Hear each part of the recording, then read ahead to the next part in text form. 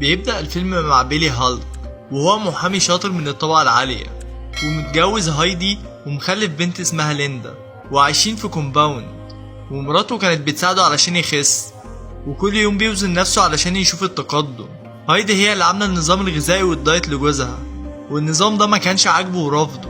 وبعدها في المحكمة بيلي قدر انه يحرر زعيم مافيا ايطالي اسمه ريتشي من قضية قتل عملها، وبعدها ريتشي بيعزمه في اليخت بتاعه علشان يشكره وبيقوله انه مش هينساله الجميل ده. بعدها بيلي كان واقف مع اصحابه القاضي كاري والظابط دانك، وكانوا بيتكلموا عن الغجر اللي مالوا البلد وبينوا غضبهم من وجودهم في البلد. وبالليل بيلي ومراته راحوا يسهروا مع اصحابهم في عزومة عشاء الشركة عاملاها، وهايدي كانت متضايقة علشان بيلي كتر في الاكل وبوظ النظام الغذائي اللي هي ممشيه عليه. وبعدين خدته ومشيوا وقالت له لما تروح لازم تعمل تمارين علشان تحرق كل اللي كلته، وبتتخانق معاه وبتقول ما ينفعش حياتك كلها تبقى عبارة عن اكل. وهما بيتخانقوا بيلي خبط